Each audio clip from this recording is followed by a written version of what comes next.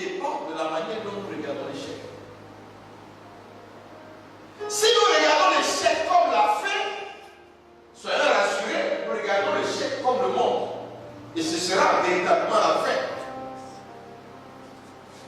Mais si nous avons compris que c'est à partir de l'échec de notre vie que le processus de Dieu commence dans notre vie, alors tout change.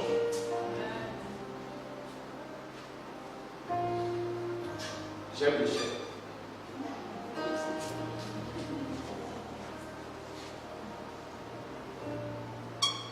Regardez. Si toi et moi, nous avons la vie aujourd'hui, et c'est parce que Jésus est mort sur la croix.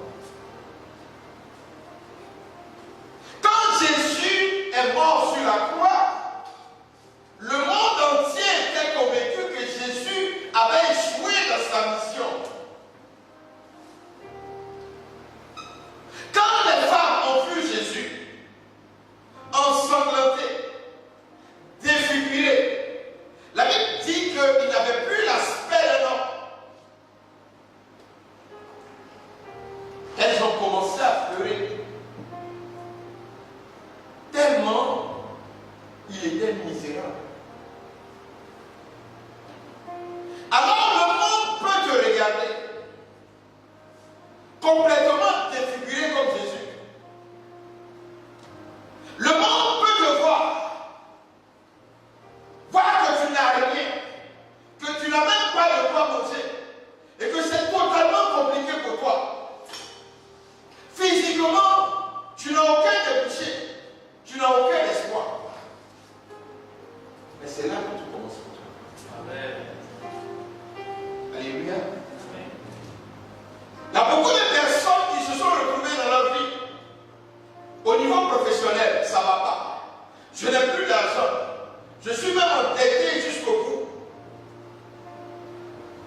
Et puis, malgré toutes les prières que je fais, rien ne change dans ma vie.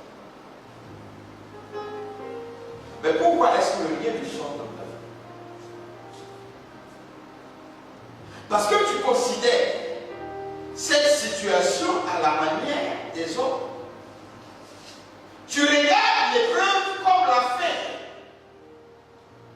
En tout cas, tu vis cette épreuve comme la fin. Pour toi, il n'y a plus d'espoir. Tu ne sais plus que faire. Tu es complètement bouleversé par la réalité dans laquelle tu es.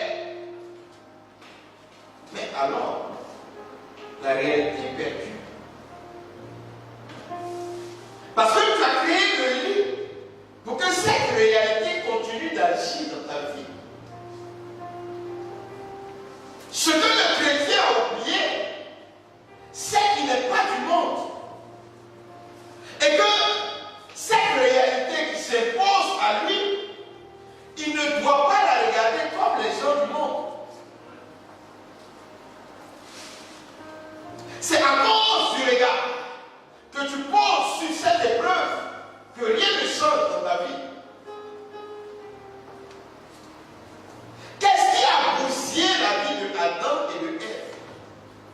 Ça a été le regard que Ève a posé sur le fruit défendu.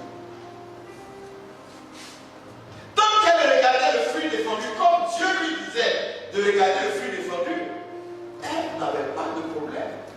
Elle continuait de prospérer.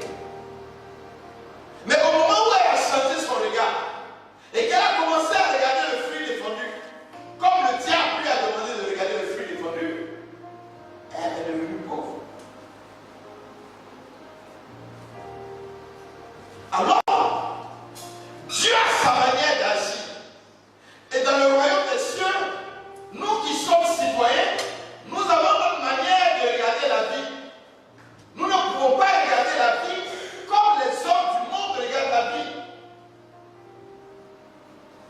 Tous ceux qui sont chrétiens et qui regardent leur vie comme le monde regarde la vie, ils n'avancent pas. Mais ceux qui ont compris qu'ils sont citoyens du royaume, bien aimés dans le Seigneur, il faut changer le cours des choses dans leur vie. Voici ce à quoi nous sommes appelés. Il faut sortir des raisonnements purement humains et entrer dans les raisonnements de Dieu. Il faut sortir des pensées purement du monde et entrer dans les pensées de Dieu. Nous avons besoin de comprendre que c'est parce que nous procédons à l'image et à la ressemblance de Dieu que nous progressons. Mais dès l'instant où nous portons le titre de chrétien et que nous marchons en dehors des concepts de Dieu, nous reculons. Dis à ton voisin, il est temps que tu sortes de là. Alléluia. Alléluia. Nous avons besoin de comprendre que Dieu ne perd pas comme les hommes. Un leader voit l'échec comme le début d'un nouveau commencement. Alléluia. Comment est-ce que tu regardes? Le leader a une seule manière de regarder sa vie. Dans la vie du leader, il n'y a pas d'échec. Parce que l'échec est un gain. Pour le leader, l'échec est un gain. L'échec est le lieu de l'apprentissage. Quand la situation compliquée arrive, c'est le signe pour le leader que Dieu veut l'enseigner.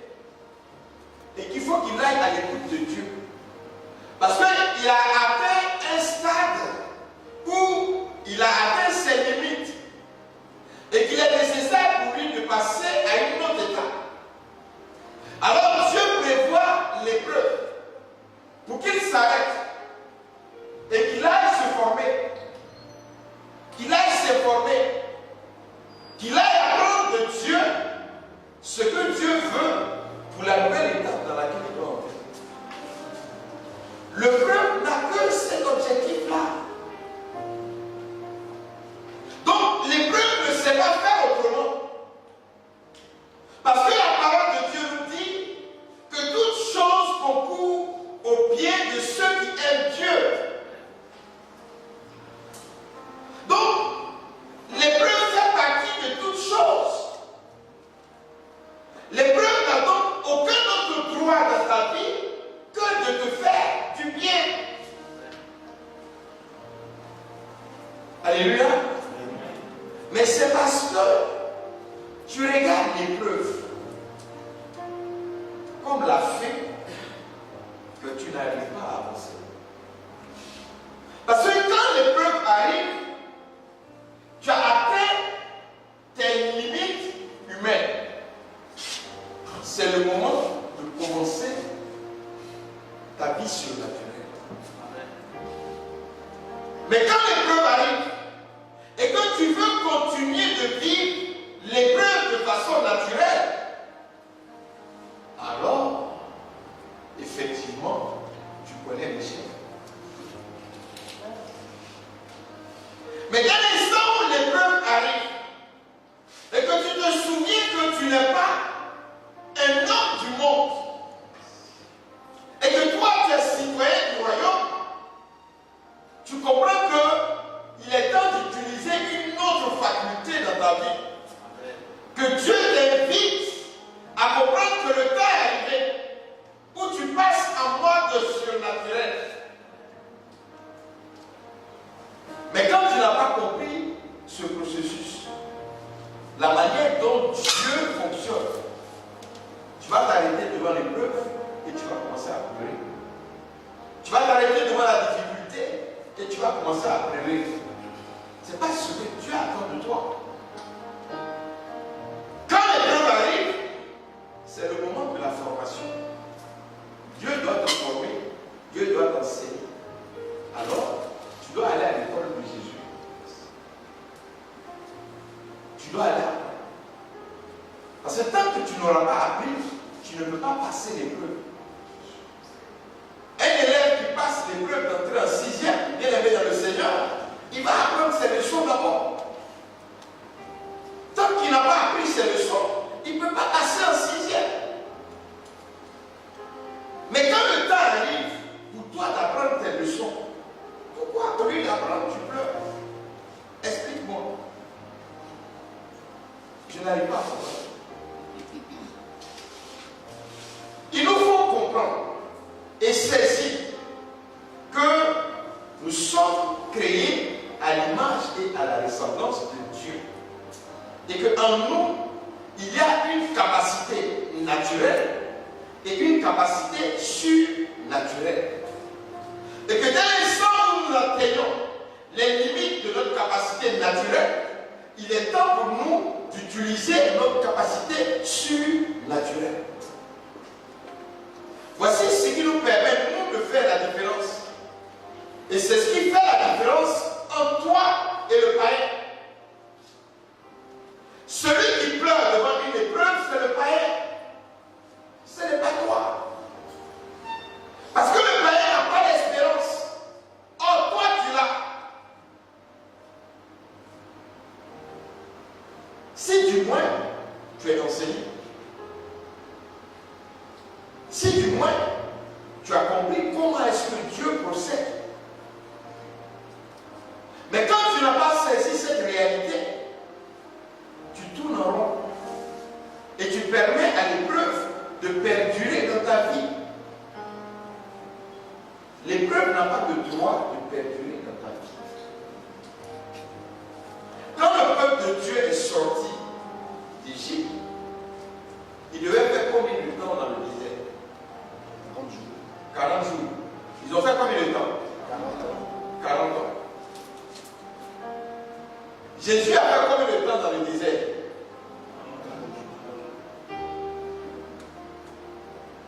L'épreuve, c'est pour 40 jours seulement. Pourquoi toi tu veux faire 40 ans? Fais comme Jésus. Le désert, c'est pour 40 jours seulement. Pourquoi toi tu veux faire 40 ans avec le désert? Tu as choisi de te comporter comme un Israélite au lieu de te comporter comme Jésus. Vous comprenez? On s'arrête, on prie, on pleure, on demande à Dieu. Et puis rien ne change. Mais parce que simplement on n'a pas compris. Il s'agit simplement pour nous d'entrer dans les voies de Dieu. Et la parole que Dieu a déclarée s'accomplit dans nos vies. Mais quand nous n'avons pas compris et que nous voulons procéder dans le royaume comme si on était dans le monde, mais ça ne fonctionne pas. Et c'est ce que les Israélites ont fait. Et ils ont tourné en rond pendant 40 ans. Dis à ton voisin, aïe, aïe. Tu ne vas pas chercher à faire 40 ans toi aussi.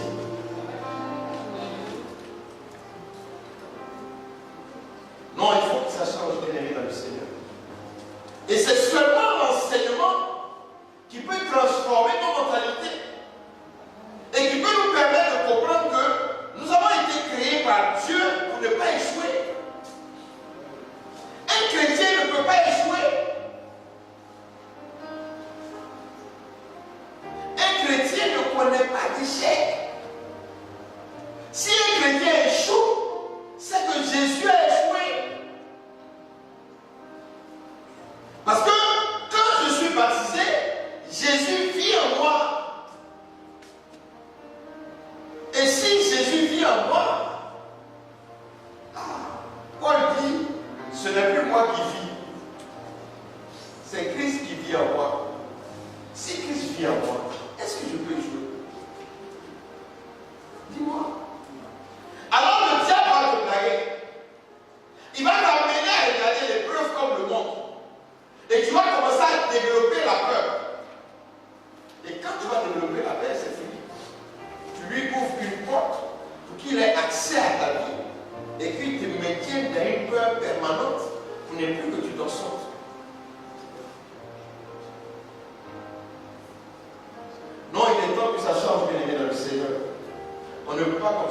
ça. La mort pour le leader chrétien, c'est le lieu de laisser la place à Dieu pour son intervention. Quand une épreuve arrive dans ta vie, c'est le moment de l'intervention de Dieu. Tu sais, quand une épreuve arrive dans ta vie, tu sais ce que tu dois faire? Tu dois courir à la maison. Tu dois t'enfermer dans ta chambre. Puis tu dois commencer à danser. Amen. Il dit, tu dois commencer à danser, sauter dans ta chambre. Comme tu vois, quand on regarde les matchs de football, puis la Côte va marquer un but, c'est la même chose que tu dois faire.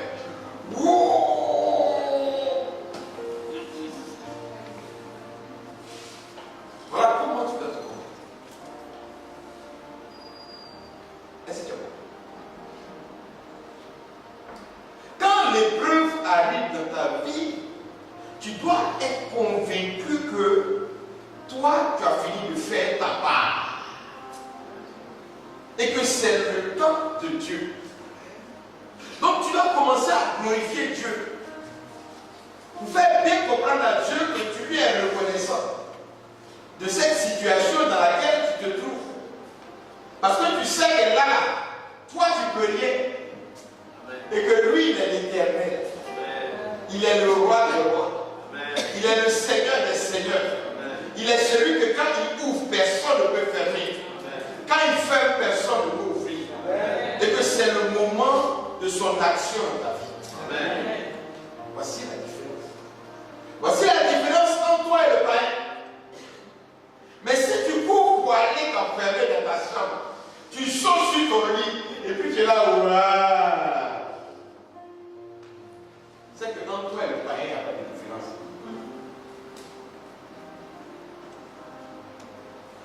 Vous savez, à certains moments de nos vies, il faut savoir provoquer le surnaturel. Et tu ne peux provoquer le surnaturel que si tu montres ta confiance en Dieu. Si tu te retournes vers Dieu et que tu dis à Dieu, c'est ton moment. Moi, je ne peux plus dire, c'est ton moment. Ah. Tu dis à Dieu, les miens sont partagés. Amen. Moi, tu dis, j'ai fini de moi. Non, je suis serré comme sérénité, Seigneur. Parce que je sais que c'est ton temps. Je sais que c'est ton moment. Et puis tu commences à le louer. Tu commences à le bénir. J'ai dit, l'épreuve ne peut faire que 40 jours. Amen. Que 40 jours dans ta vie.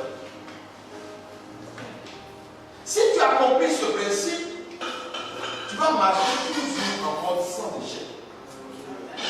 Mais si tu restes loin de ce principe, ça veut dire que tu vas laisser la place à l'ennemi et tu vas te permettre de te maintenir dans quelque chose qui n'est pas bon pour toi. Vous voyez, regardez le roi David. David a eu des rapports avec Bethsabée. Et il a tué le mari de cette femme. Il a eu des rapports avec elle. Et puis, ils ont eu un enfant. Quand ils ont eu un enfant, le prophète est venu dire à David que, voilà, à cause de l'acte que tu as posé, l'enfant va mourir. David s'est déshabillé, il s'est mis dans la cendre, dans un sac. David a commencé à pleurer devant Dieu, demander pardon à Dieu, lui jubiler devant Dieu. Vraiment, toute la cour royale était consternée de l'état dans lequel le roi était. Parce que vraiment, tout le monde vraiment se disait que là, c'était compliqué pour le roi. Et puis, l'enfant meurt. Personne ne voulait aller dire ça à David. Parce que là, l'état dans lequel David était. Et si on venait lui annoncer cela, avec les suicidés, ils ont pris Pierre quand même. Ils sont allés annoncer ça. de s'est levé. David est allé se laver. David s'est habillé. Il était envoyé ma voiture de mouton. Tout le monde était. Voici un peu. David savait que à la mort de cet enfant, c'était une nouvelle vie dans cette vie. C'était le but de l'intervention dans sa vie. Voici la différence. Dieu n'intervient qu'au moment où tu as tout laissé tomber. C'est-à-dire ton orgueil est tombé, ton ancien comportement est tombé, le vieil homme est mort. Ton moi est mort. En ce moment-là, tu permets une intervention surnaturelle de Dieu. Et voici la différence. Donc, devant l'épreuve, devant les situations complexes, devant la mort, bien aimé dans le Seigneur, c'est quelque chose de nouveau qui commence pour toi. Alléluia. Le leader connaît Dieu. Et il sait que pour Dieu, le jour commence par la nuit. Si on prend Genèse 1:5, nous allons saisir la réalité de Dieu. Et tous ceux et celles, bien aimés dans le Seigneur, qui ont compris ce principe et qui marchent selon les principes de Dieu, leur vie change. On peut te regarder et puis on va dire, toi tu es bizarre. Mais ta bizarrerie te fait aller de l'avant toujours. Ceux qui sont normaux tournent en rond. Parce qu'eux, ils n'osent pas. Il y a un certain zèle qui t'habite. On ne comprend pas d'où vient ce zèle. Mais c'est parce que toi, tu ne marches pas selon les regards humains. Tu marches selon des principes qui sont les principes du pays duquel tu viens. C'est-à-dire le royaume de Dieu. Tu ne marches pas selon le monde. Genèse 1, verset 7. Dieu appela la lumière jour et les ténèbres nuit. Il y eut un soir et il y eut un matin, premier jour. Vous voyez, pour Dieu, le jour commence par la nuit. Dieu dit, il y eut un soir, il y eut un matin, ce fut le premier jour.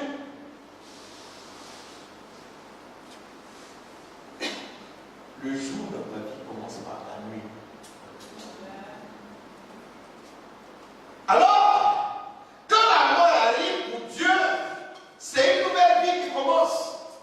C'est une nouvelle étape de ta vie. Si tu saisis cela, c'est fini, tu passes à un autre niveau. Va regarder l'ancien état. Tu es passé à une autre étape.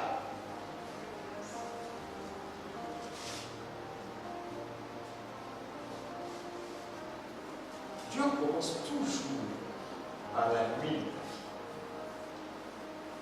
Dieu commence toujours à tes épreuves, à tes échecs. Si tu accomplis cela, je dis, rien ne peut t'arrêter. Tu ne peux pas avoir d'échec, au contraire.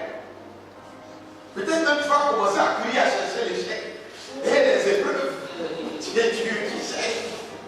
Mais comme le fondateur dit, c'est pas la peine de courir pour chercher l'épreuve, tu ne t'en fais pas. C'est une femme généreuse. Elle vient vers toi tous les jours. Elle est trop généreuse. Mais comprends-le. Regarde. Tu fais ta rencontre personnelle avec Dieu. Oh, il y a une transformation qui s'opère en toi. Et puis tu es tellement en joie. Tu fais tout, tout te réussit. Ça marche, tu es content. Oh, mais c'est super. Et puis, à un moment donné,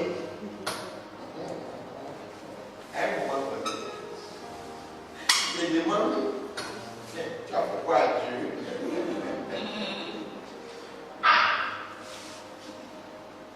Tu regardes à côté de toi, le païen est en train d'avancer. Toi, tu dis que tu ne fais plus les choses, un certain nombre de choses. Et puis c'est toi qui es dans les affaires bizarres, c'est compliqué pour toi. Ça veut dire quoi? Ça veut dire que tu as fini une étape et tu dois passer à l'étape supérieure. C'est tout. Tu as fini une étape. Et tu dois passer à l'étape supérieure. Mais à ce carrefour-là, tu dois faire un choix. Qui tu écoutes? Est-ce que tu écoutes Dieu? Est-ce que tu écoutes ton moi? Est-ce que tu écoutes le diable? Qui tu écoutes? À cette étape de ta vie, il te faut avoir du discernement. C'est la raison pour laquelle le père spirituel en ce moment-là est important pour toi. Parce qu'au moment où toi, tu es un peu ballotté par l'épreuve, il te faut quelqu'un qui a de la connaissance et qui peut t'aider à faire le choix. Si tu n'as pas encore une certaine intimité avec le Saint-Esprit, quand tu arrives dans ta vie dans une situation de ça, si toi-même tu ne peux pas aller dans la présence de Dieu pour recevoir de Dieu l'orientation, alors trouve-toi avec ton père spirituel. Ne laisse pas l'enfant de pleurer. Ce n'est pas l'objectif de l'épreuve. Dis-moi, un enfant, pour lui, son papa peut tout faire. Ou bien, tu n'as pas confiance en Dieu. Donc Dieu n'est pas ton papa. Tu te trouves dans une situation, tu as de pleurer. Tu ne comprends pas. Oui, pourquoi? Est-ce que tu as demandé à Dieu? Tu pleures. C'est quand tu vas pleurer que ça va changer. Continue de pleurer. 40 ans. Dis à ton voisin, il faut que ça change. Alléluia. Bien-aimé dans le Seigneur, c'est vraiment important de le comprendre. Et c'est la raison pour laquelle Jacques va nous dire quelque chose de très important par rapport à l'épreuve. Jacques 1, du verset 2 au verset 4. Tenez pour une joie suprême. Il dit, tenez pour une joie suprême. Mes frères, d'être en but à toutes sortes d'épreuves. D'être en but à toutes sortes d'épreuves. Est-ce que vous avez entendu ce qu'il a dit? Vous avez entendu? Il est mauvais? Ou bien? C'est-à-dire, il dit que quand tu traverses des épreuves, il faut être en joie. Il dit c'est le lieu de ta joie le plus élevé. Est-ce que vous comprenez? Jacques nous demande d'être en joie lorsque nous sommes en but à toutes sortes d'épreuves. Mais Jacques, il est fou. Est-ce que devant l'épreuve, on peut être dans la joie? Qui est dans la joie dans l'épreuve?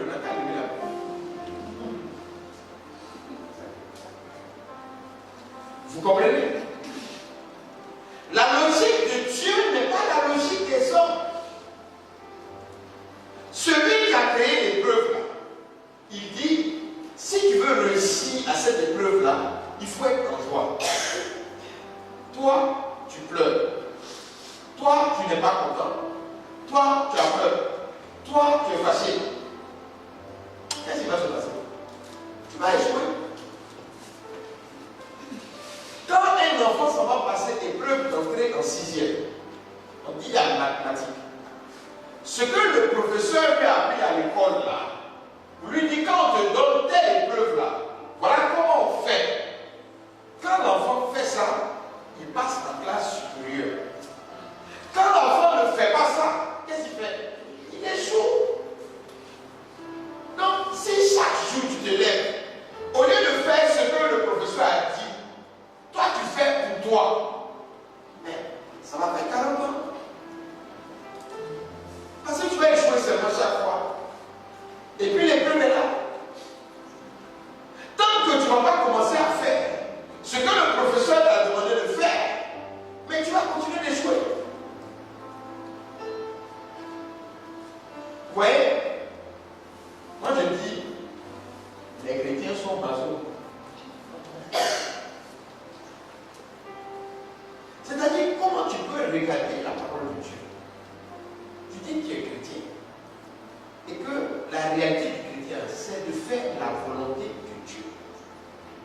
Donc la parole de Dieu dit, quand une épreuve se présente en toi, tu dois être en joie. Toi, une épreuve se présente à toi, tu es paniqué. Est-ce que tu obéis à la parole de Dieu? Et tu ne comprends pas pourquoi tu es assis depuis et puis l'épreuve ne change pas. Mais c'est un examen. C'est un examen. L'épreuve, c'est un examen de qualification. Il faut que tu sois qualifié pour passer cette épreuve. Tant que tu n'es pas qualifié, tu ne peux pas passer l'épreuve.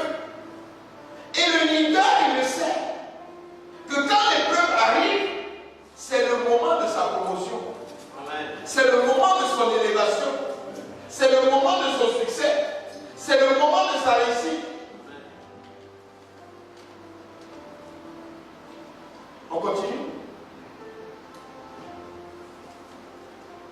Vous le savez. Vous le savez. Bien éprouvé. Bien éprouvé. Votre foi produit la constance. Votre foi produit la constance. Vous voyez, non? Donc, quand l'épreuve arrive, Dieu démarre dans ta vie un processus. Parce que Dieu opère dans la vie des hommes et des femmes qui ont la foi. Mais Dieu a besoin que ta foi ne soit pas intermittente. Dieu a besoin que ta foi soit constante. Pour que tu passes en mode sans échec. Et que de façon permanente, tu aies du succès dans ce que tu entreprends. Mais il faut que ta foi soit constante. Et donc, Dieu permet l'épreuve dans ta vie pour permettre à ta foi de devenir excellente. Alléluia. C'est la première étape. On continue. Mais que la constance s'accompagne d'une œuvre parfaite. La constante s'accompagne d'une œuvre parfaite. Ça veut dire que c'est la constante de ta foi qui fait de toi un être parfait.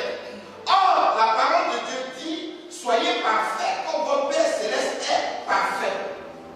Mais c'est parce que tu entres dans cette perfection de Dieu que sa parole peut s'accomplir dans ta vie. C'est quand Jésus-Christ est monté à la croix à Golgotha qu'il a dit, tout est accompli. C'est dans le sommet de l'épreuve que nous sommes tous entrés dans l'accomplissement. L'épreuve a un seul but, la perfection. Si tu as saisi la réalité de cette chose, alors tu passes à une autre étape de ta vie. Donc tu ne peux pas pleurer devant l'épreuve.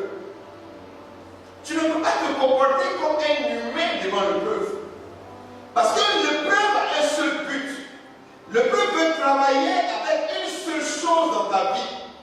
La chose la plus surnaturelle de ta vie, ta foi. Ta foi a besoin d'être parfaite. Ta foi a besoin d'atteindre le niveau de constance.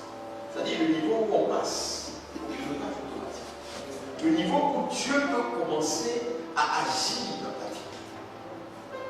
Il y a un niveau de foi à avoir pour permettre à Dieu d'opérer dans ta vie. Vous voyez, quand Jésus n'a pas pu faire quelque chose dans la vie de quelqu'un, il a évoqué un peu de foi. Ça veut dire que tu as la foi, hein, mais ça n'a pas encore atteint le niveau pour mon intervention. Mais tous ceux que Jésus a fait quelque chose dans leur vie, il a dit, ta foi t'a sauvé. Mais pourquoi? Parce qu'ils ont atteint ce niveau-là. Le niveau qui permet l'intervention surnaturelle de Dieu dans la vie. Bien aimé dans le Seigneur, ce soir, Dieu veut ça dépend. Si tu as compris et que tu entres dans ce principe, la gloire à t'accompagner tous les jours de ta vie. Parce que tu vas entrer dans une constance de relation avec Dieu et Dieu va se glorifier à tout ce que tu fais. Qu'il te bénisse et qu'il te garde. Amen.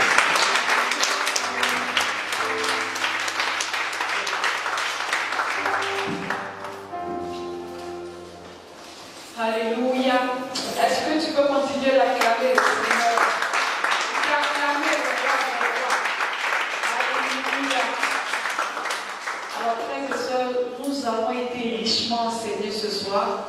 On aurait voulu rester plus longtemps à recevoir ce que l'Esprit se met en nous au travers de son serviteur.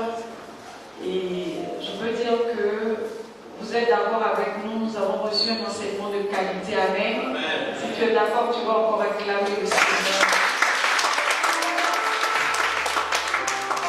C'est tellement vrai, pendant que notre Père parlait à la fin de son enseignement, je recevais comme ça l'image d'une femme qui va accoucher. Amen. En griffe. Quand la femme va accoucher naturellement, tu es obligé de mourir avant que la vie n'arrive. Amen. Parce que quand la vie arrive, tu crois que tu vas mourir. Tellement c'est fort. Donc c'est une épreuve incontournable. Amen. Alors c'est cette image que je recevais. Ça veut dire que vraiment le Seigneur est venu attester ce qui était dit. Et je crois que le thème qui a été abordé depuis le mois de septembre, profession leader, a été richement développé tout au long de ce mois. Et que ce soir, nous avons reçu une clé essentielle. Amen. Alors, nous allons à présent clôturer le mois de septembre en offrande. Alléluia. Bien-aimés, je dis toujours que l'offrande de la clôture n'est pas l'offrande de l'ouverture, ni l'offrande des mardis intermédiaires. Amen. Alors, tout dépend du regard que tu poses sur cette offrande de clôture.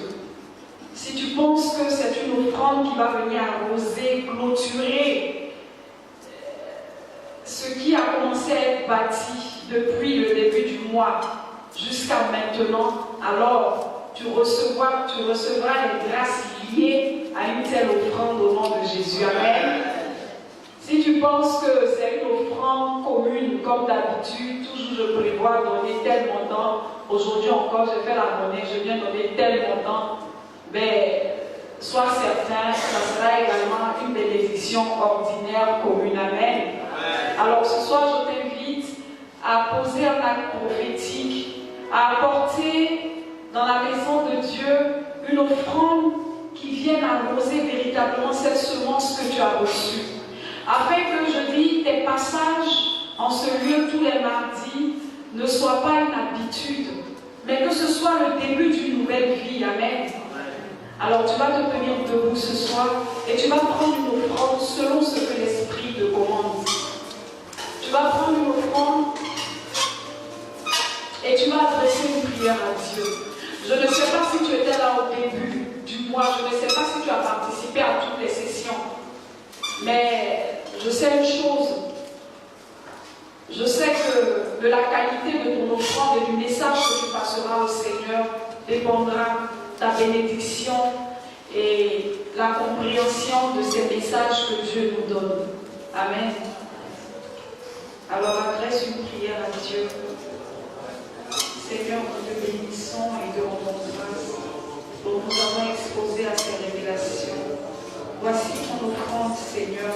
Je la porte à ta main. Qu'elle soit comme un parfum d'amour devant ta face. Que cette offrande vienne arroser la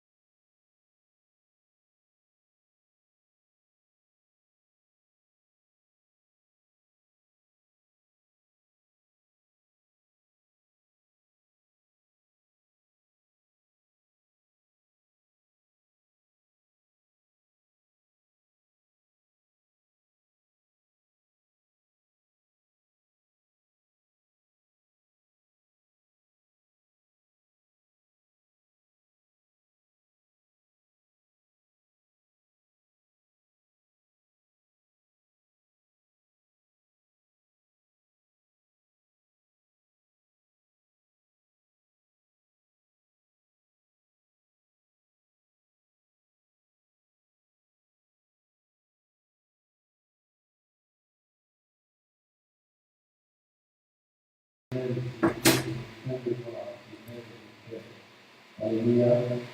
Alléluia. Comme je commence à le dire, pour ceux qui regardent le football, quand Messi doit jouer le champion, il fait un très Alléluia. Ça, c'est spirituellement, c'est là, c'est dans le nouveau monde. Il y a mieux aussi qu'on fait à la fin du mois. Alléluia. Alléluia. Donc, je te dis, du 28, 29 et 30 septembre, ici même à répéter. Le 28 et le 29, c'est de 19h à 21h. Et le 30, c'est de 16h à 19h. Alléluia. Le thème, c'est opérer. Le thème, c'est opérer selon la justice et la vérité. C'est tiré de Matthieu 5, le verset 20. Alléluia. Vous savez, quand on vient ici, c'est ici que j'applique et je suis de te prendre en tant que vendeur, livreur et te positionner à l'international au nom de Jésus. Alléluia. Alléluia. Du 28, 29 et 30 septembre, ici même à répéter. Le 28 et le 29, c'est de 19h à 21h. Et le 30, c'est de 16h à 19h. Le thème, c'est selon la justice et la vérité. C'est tiré de Matthieu 5, le verset 20. Alléluia. Vous savez, quand on vient ici, vous enseignez que Jésus de prendre Alléluia.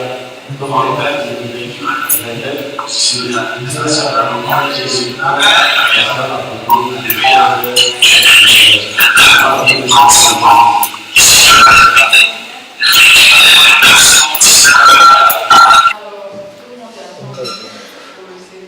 Non, j'avais coupé le son quand elle faisait la chante. L'information importante pour les sœurs, c'est la contribution pour la session Emmanuel.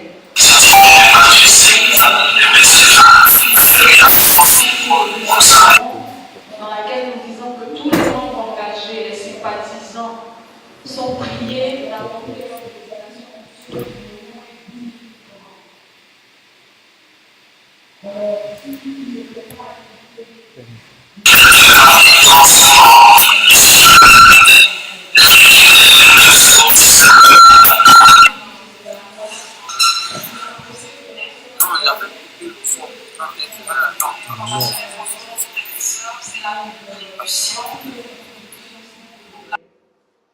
Vous pouvez donner au-delà des 10 000 francs, vous pouvez aller plus loin parce que d'arriver vers la fin de l'année et nous avons certainement enregistré beaucoup d'arriérés. Alors nous vous invitons à le faire. Toi qui viens prier tous les jours, tu ne sais pas comment contribuer, je t'invite à te rapprocher du secrétariat pour apporter ta part également dans la maison du Seigneur. Amen. Alors nous allons nous tenir debout. Il est bon après un enseignement, quel que soit le temps que ça a mis, de recevoir la parole prophétique et la bénédiction qui est liée à cet enseignement. C'est pourquoi tu vas te disposer à recevoir de la part de l'homme de Dieu, de la part de Dieu au travers de son serviteur, la grâce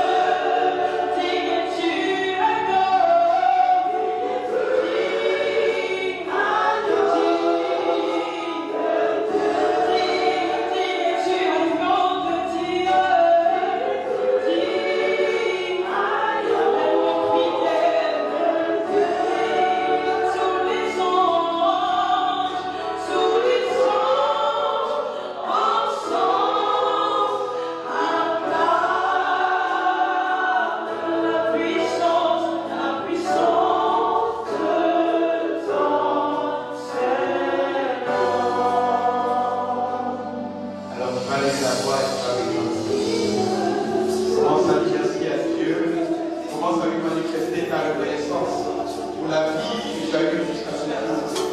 Commence à lui manifester ta reconnaissance. Toutes les épreuves qu'il a permis dans ta vie. Élève la voix et manifeste ta reconnaissance à ce Dieu merveilleux qui veut que tu passes à une belle étape de ta vie. Élève la voix et proclame qu'il est Dieu et que tu as mis ta confiance en lui. Et célèbre-le, même dans les épreuves. Glorifie son nom, parce que tu sais que l'épreuve peut faire caractère dans ta vie. Célèbre ce Dieu merveilleux, ce Dieu puissant. Et il y a ma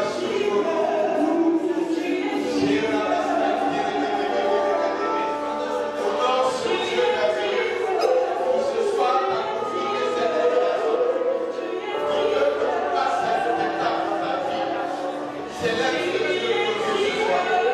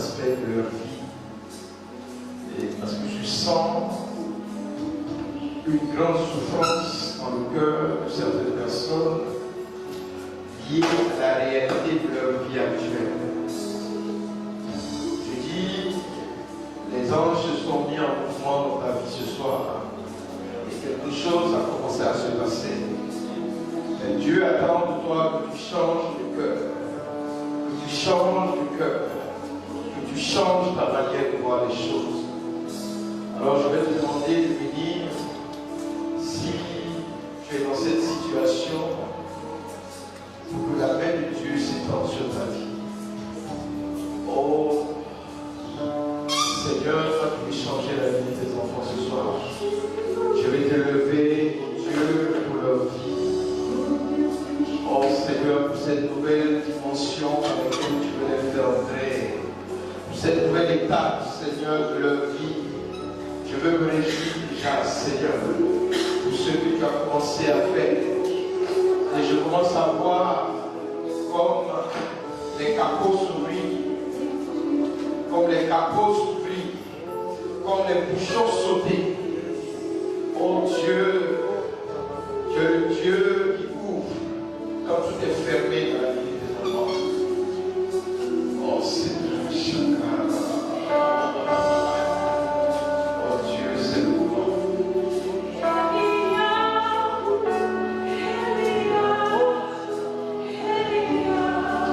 Tu vas élever les mains au ciel et tu vas adorer ton Dieu.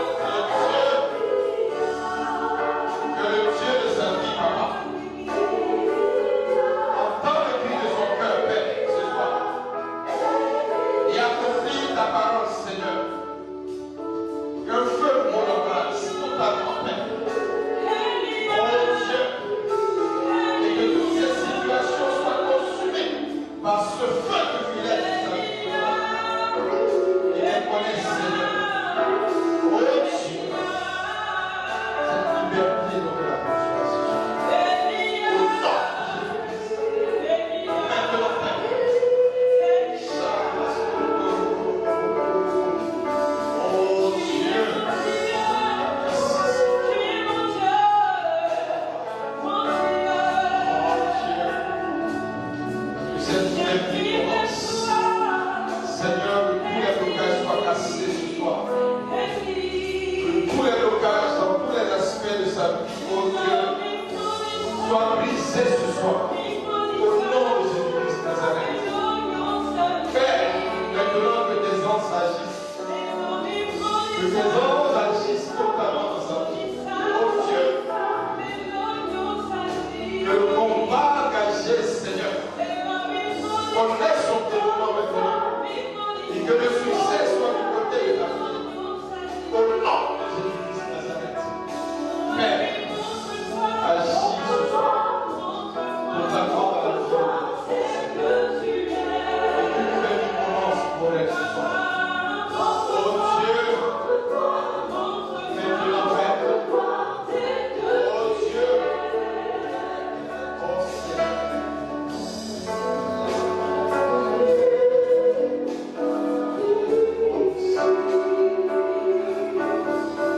façonne-la, Seigneur, comme le potier, Seigneur, comme le potier façonne l'argile, oh Dieu, façonne-la ce soir, Seigneur, oh Dieu, afin que la vie que tu veux commence à monter de toi, oh Seigneur,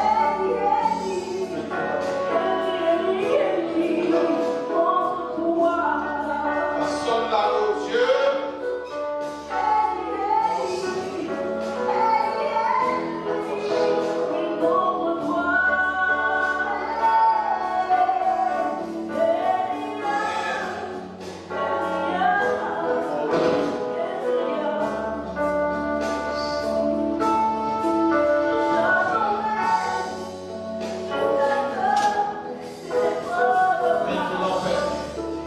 Que tous les fardeaux soient levés ce soir. Oh Jésus. Que tous les fardeaux soient levés ce soir. Maintenant, Père. Oh Dieu. Et que ta promesse s'accomplisse dans sa vie. Maintenant, Père.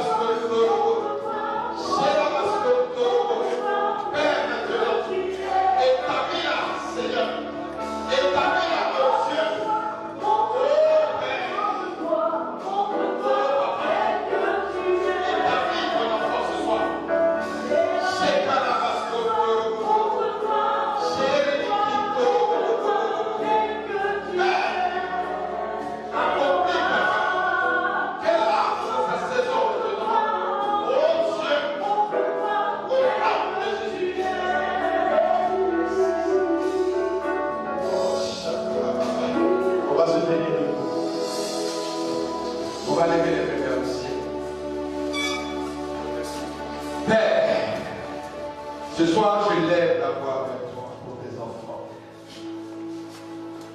Au nom de Jésus-Christ de Nazareth. Que toute situation contraire à ta volonté dans leur vie s'écarte de leur vie maintenant. Au nom de Jésus-Christ de Nazareth. Que toute situation, ô Dieu, de blocage, Seigneur, sorte de leur vie maintenant. Au nom de Jésus-Christ de Nazareth. Seigneur, à compter de ce soir, qu'une vie de victoire commence. Que tous tes enfants qui ont été exposés à ta parole ce soir entrent dans leur saison de gloire. Parce que toi, Dieu, tu as élevé ta main sur eux. Seigneur, à compter de ce soir, qu'ils connaissent le succès de toi, Dieu du feu, et qu'ils témoignent de ce que toi, Dieu, tu as fait dans leur vie, dans le nom puissant de Fils de Christ. Amen. Et tu vas acclamer le Seigneur.